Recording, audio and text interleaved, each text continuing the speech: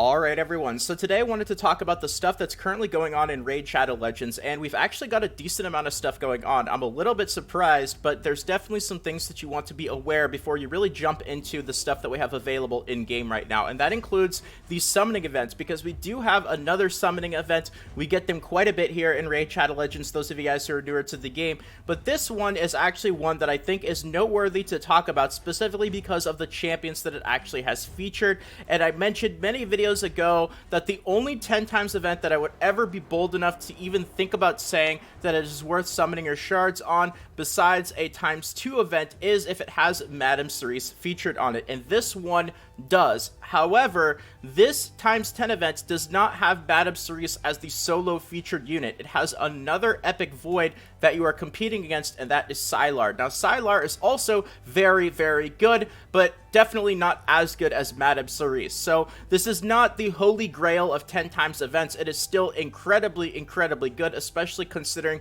that Venus is also thrown into the mix as well. But of course, as a vast generalization, especially to newer players, I would still say that ×2 events where you actually double your rates of getting epic and legendary champions, these numbers here will actually go up. You'll have a 16% chance of getting epics and a 1% chance of getting legendaries, 12% from sacred shards if that is the featured shard for the ×2 events. Still probably going to be the better event for a lot of people. However, this is probably the best 10 times event that we have seen in a very, very long time, and it probably will be the best 10 times event that we will see for a while. I'm guessing the next 5 to 6 afterwards are not going to feature as good of a champion pool as this would. Now, I will specifically say, though, that for this 10 times event, it's really just the void shards that are incredibly good. I would stay away from the non-void shards. Like, we have Vizier Ovelis, who is a very good champion, I will not lie. He's definitely not bad at all for a legendary, especially considering he's got this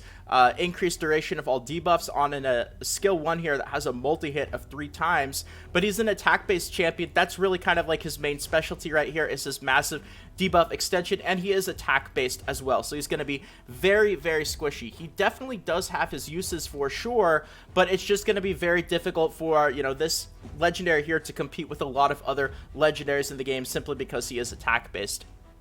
You also have Harvest Jack, who is okay. Definitely not top tier or anything like that, but he's okay. The thing is, though, when it comes to these 10 times events, you don't really want to see okay champions in the champion pool. You want to see amazing champions, and that's what's so good about the selection from the Voids, is that we don't have okay champions, we have amazing champions. Like the legendary here, Venus is absolutely amazing, one of the best legendaries in the game. Definitely a worthwhile champion to put on a 10 times boost. And then, of course, for the epics, we have Madame Cerise, probably the best epic, one of the best epics in the game, one of the very few epics that I could consider to be the same quality as legendary champions, along with champions like Miscreated Monster. And then you have Sylar as well, who obviously is not as good as Madame Cerise, but is still a top tier champion to go alongside it. So very, very good. I think the only thing that could really make this better is if they took out Sylar and just left it as Madame Cerise, because what this has done is adding Sylar in is now that you have 2 epics that have a 10 times event, is that the chances of getting Madame Cerise boosted are also competing with the chances to get a Sylar boosted as well. So it lowers the chances of getting Madame Cerise by a bit. But if you don't have either Madame Cerise or Sylar, then this is definitely a pretty decent event. So if you guys are wondering what the actual odds are of pulling, I know some people like to know that stuff just to kind of know the averages. Averages, of course, don't really mean a whole lot if you are lucky or unlucky, but just to give you a little bit of a baseline here, is because the actual chances of getting a epic or legendary are not increased for the 10 times events, they stay the same. It takes an average of 12.5 void shards to pull an epic champion. Now, when you do pull an epic champion with this 10 times event, you have a 54% chance that it's not going to be either of the rate up champions. So that's important to note, is even though we have a 10 times rate event going on, still more than half the time, you're not going to get one of those 2 champions that is featured on the rate up, 54%.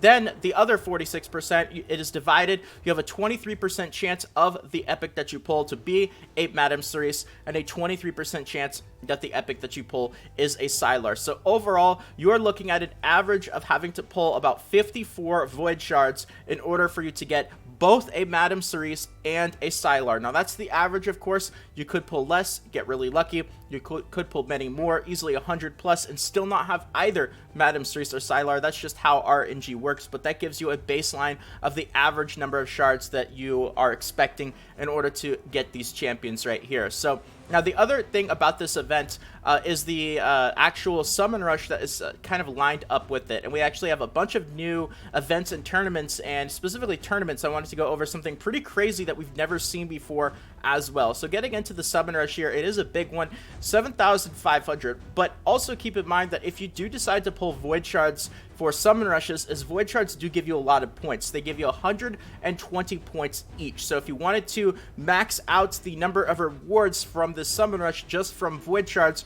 you're looking at about, what is that, 55, 63, I think, around 63 void shards to fully max this out. Now, the other important thing about this is the actual reward structure, and this is something that I think we have to pay more and more attention to as they release more of these summon rushes, and it's been changing a lot. Is it used to be pretty consistent that they would give out like a legendary skill tome every X number of points, like every 2,000, 2,500, whatever it was. So you'd see a legendary skill tome at 2,100 points, then you'd see another one at 4,200 points, then you would see another one at 6,300 points. Like, it would be fairly consistent. But now that is no longer the case. You could see, just looking at the legendary skill tomes, you get one at 2,100 points, then you get another one here at 5,400 points. So you have to go 3,300 points from the first legendary skill tome to get to the second one. But then, for some reason, the next one after that is only 1,500 points more, and then to round it off to get the very last one, you only need 600 points. So it's really weird. It goes 2,100, then you need another 3,300, then another 1,500, and then another 600. So what this does is it pretty much means that, like, once you get towards the end, you know, you've worked so hard, you've pulled so many shards, you gotta finish it off. You know, Plarium's really trying to reinforce that, man, you've gone so far, all the good rewards, you're so close, now you really need to finish it off. And I am not too sure how I really feel about this. I think I would prefer if they just spread it apart evenly. That way you don't really feel bad if you stop summoning at a certain point. With the way that they have this summon rush laid out, it kind of gives you that feeling like if you go to 5,000 points or 5,500 points, you now feel really bad if you stop summoning, because you know that you're just a couple thousand points away from 2 more legendary skill tomes, and you had to spend all these points just to get the first couple. So sure, you get some other rewards mixed in there as well, these chickens, energy, some gems, and other little stuff, but you know, the rewards at the beginning are not anywhere even close to the rewards at the end of the summon rush. So definitely a bit different, and we'll have to keep an eye on these in the future if they decide to continue along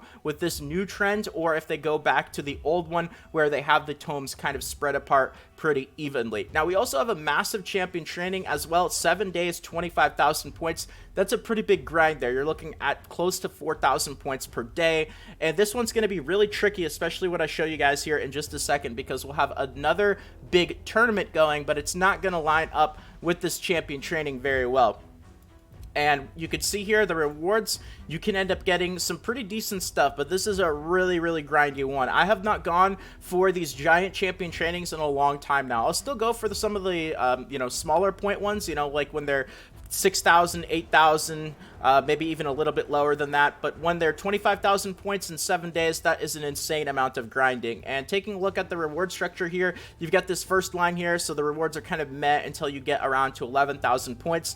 Then you get that ancient shard, then you get an epic skill tome at 14,000, a void shard at 17,500, then you get that sacred shard and the legendary skill tome at 21,000 and 25,000. So once again, like, once you get towards the end here, I would say anything past the void shard, once you get to like 17,000, man, you're just so close. You've gotten all this way, you're 2/3 of the way there, and now just another 8,000 points, less than that actually, is going to give you the really good rewards that you've been pushing for. So you have to be careful with these, as it's especially worse feeling.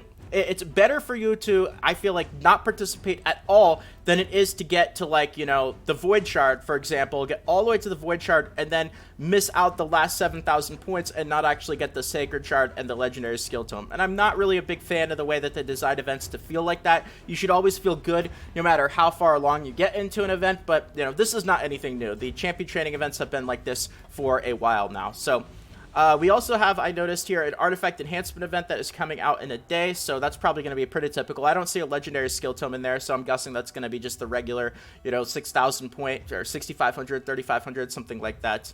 And the other big thing is in tournaments here. So we have this Ice Golem tournament, which is ending.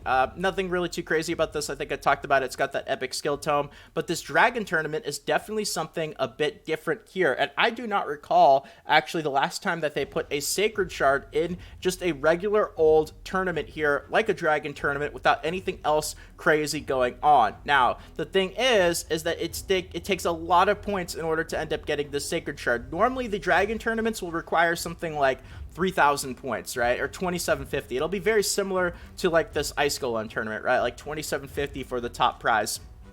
But now you are looking at having to get 6,500 points for this Dragon tournament for the top prize. But you're also going to pick up a Void Shard and an Ancient Shard. No legendary skill tomes, and honestly, everything below this Ancient Shard is pretty much just no good. So again, it's one of those events where like if you're gonna push to 3,000 points, you're gonna want to push to all the way to the top, because the first half of the rewards are just no good in comparison to the top half of the rewards right here. I also noticed that this side here, the competitive side, where you get rewards based on where you actually place, they're also better than what they normally are. We're looking at 2 legendary skill tomes. I don't know the last time they've actually offered 2 legendary skill tomes in this here. In the global ones they will, but that's because you're competing against absolutely everyone in the world. But in these ones here, it's usually just 1 legendary skill tome, so a little bit better than normal. But I'm guessing that these, you're probably going to, even if you get 6,500 points by the end of this Dragon tournament, you might be in the top 10,